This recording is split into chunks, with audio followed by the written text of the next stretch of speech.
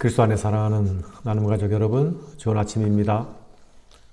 오늘 말씀은 주제의 전환과 함께 분위기의 전환이 있습니다. 어제 본문까지는 예루살렘 교회를 위한 구제 연보에 대한 주제를 다루었지요. 그 주제를 다룰 때는 바울은 매우 부드럽고 따뜻한 의조로 말했습니다. 그러나 오늘 본문부터는 바울은 대적하는 거짓 교사들과 그 영향으로 흔들리고 있는 고린도 교회 문제를 다룹니다. 그래서 바울의 어투가 매우 단호하고 강경합니다. 바울의 대담하고 전투적인 태도는 바울 자신을 지키기 위한 행동이 아닙니다. 자신을 넘어서 생명의 복음을 지키기 위함이며 주의 몸된 교회와 성도들을 지키고 살리기 위함입니다. 물론 고린도 교회 모든 사람들이 바울을 공격하고 매도하는 그 대열에 동참하고 있는 것은 아니었습니다. 그러나 그런 사람들이 비록 일부라 할지라도 그것을 방치하고 모른 채 할 수 없습니다. 그렇게 한다면 그 악한 영향력이 결국 파괴력을 가지고 선한 것들을 오염시키고 무너뜨리게 될 것이기 때문입니다. 바울을 반대하는 사람들은 바울의 연약한 부분들을 집요하게 공격했습니다. 바울이 사도적 권위를 남용했다고 공격하고 바울의 사도적 권위 자체를 의심하고 무너뜨리려고 했습니다. 바울의 땀과 기도로 일구어 놓은 고린도 교회를 자신들의 사역의 결과물인 것처럼 주장하기도 했습니다. 이런 문제에 대응하는 바울의 변론에서 우리는 세 가지를 생각해 보겠습니다. 먼저 바울은 이것을 싸움이라고 말합니다. 3절에 보면 우리가 육신으로 행하나 육신에 따라 싸우지 아니하노니. 바울은 고린도 교인들을 대할 때에 유순함으로 그들을 대했습니다. 그러나 지금 그들을 떠나 있는 상황에서 대적자 문제를 다뤄야 하는 국면에서는 담대함에 대해서 말합니다. 담대하게 싸우겠다는 것입니다. 바울은 온유와 관용으로 성도를 대하는 사람이었습니다. 그러나 온유와 관용은 헬라 문화에서 매력적인 덕목이 아니었다는 것을 여러분이 아시죠? 온유는 노예들에게나 어울리는 덕목이었고 온유보다는 용기나 힘, 지식, 능력이 보다 존중되었습니다. 바울의 공격자들은 바울의 겸손함을 무력함과 무능함으로 왜곡하고 몰아붙였습니다. 그들은 바울의 내면보다는 바울의 외모를 보고 판단하고 평가했습니다. 바울을 향해서 그의 글은 좀 읽어줄만 할지 모르겠지만 그는 말이 영 시원치 않은 사람이라고 말했죠. 그들은 어찌하든지 바울 사도에 대한 신뢰와 믿음을 떨어뜨리려고 했습니다. 그 이유는 단 한 가지입니다.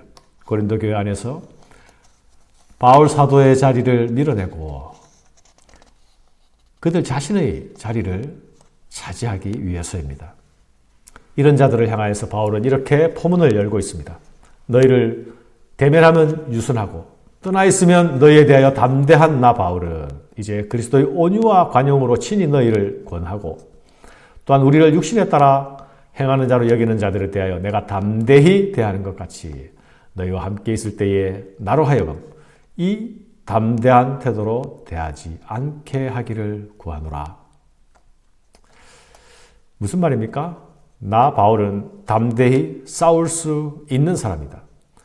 고린도 성도들을 위하여서 담대할 수 있고 나를 왜곡하고 공격하는 자들을 향해서도 담대하게 싸울 수 있다.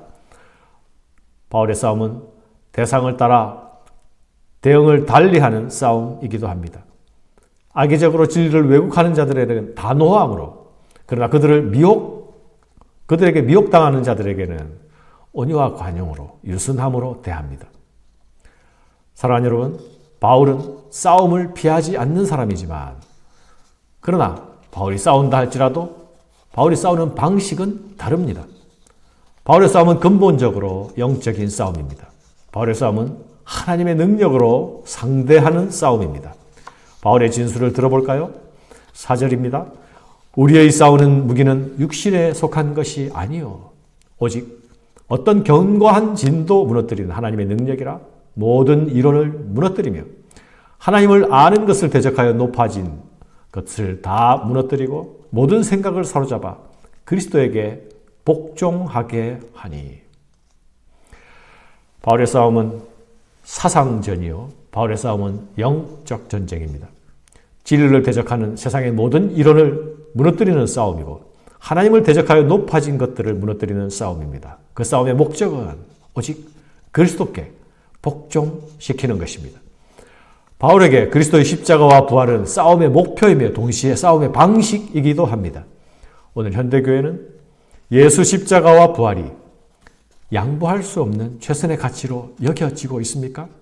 아니면 그것 외에 다른 지식도, 다른 철학도, 다른 명성도, 다른 추천서도 중요한 자리를 함께 차지하고 있습니까? 오늘 교회 안에는 하나님을 아는 것을 대적하여 높아진 것들이 가만히 들어와 앉아 있지는 않습니까? 그것들이 한 자리를 차지하고 있지는 않습니까? 우리는 우리 스스로의 높아진 생각들을 그리스도께 복종시키기 위하여서 싸우고 있습니까? 두 번째는 권위의 문제입니다.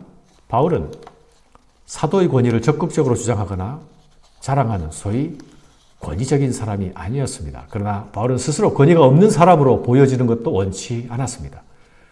만일 바울 자신의 권위가 무너진다면 바울이 전한 복음의 권위가 타격을 받을 것이기 때문입니다.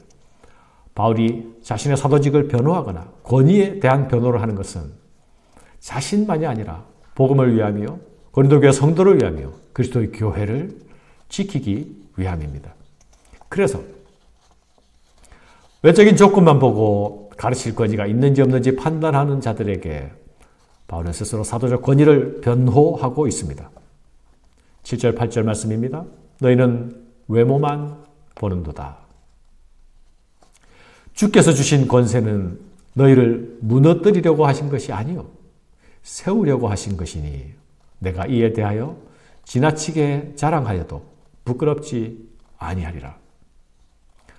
바울에게 권위는 세우기 위한 것이었습니다. 성도들을 세우기 위한 것이고 교회를 세우기 위한 것이었습니다.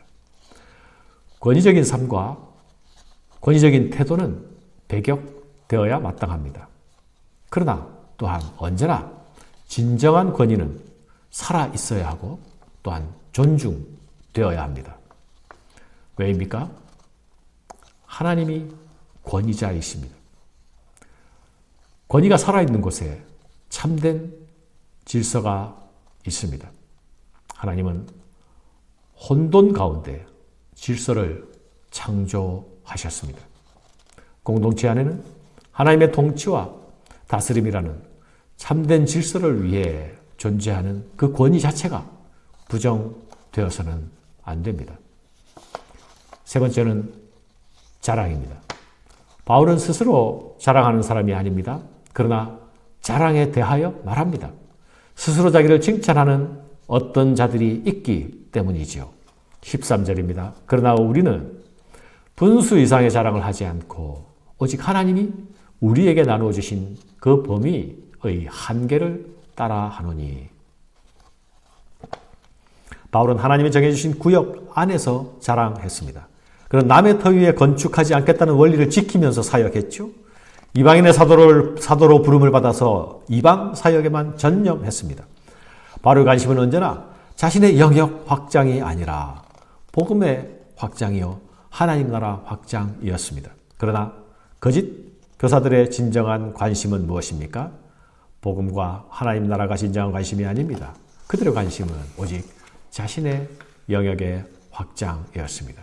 그것을 위하여 스스로 자랑하기도 하고 스스로 자신을 천거하기도 하고 세상의 평가를 받을 수 있는 여러 가지 장식품을 스스로에게 주렁주렁 매달기도 하는 것입니다.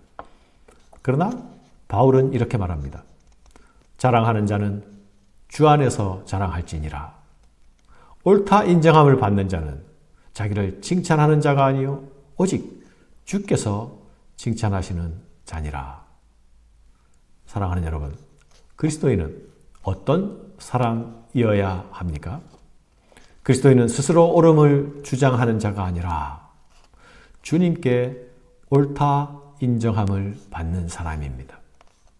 그리스도인은 사람의 칭찬을 위해 사는 사람들이 아닙니다. 그리스도인은 자랑할지라도 주 안에서 자랑하는 자들입니다. 그런데 여러분, 주 안에서 라는 말이 무슨 말입니까? 주님만 자랑하라는 말입니다. 십자가만 자랑하고 부활의 생명만 자랑하라는 것입니다. 우리가 자랑할 것은 오직 자기 부인과 자기 부정입니다. 우리가 자랑할 것은 부활의 믿음과 소망이 있기에 날마다 죽는 그 일입니다. 이것을 기억하는 복된 아침이 되기를 바랍니다. 감사합니다.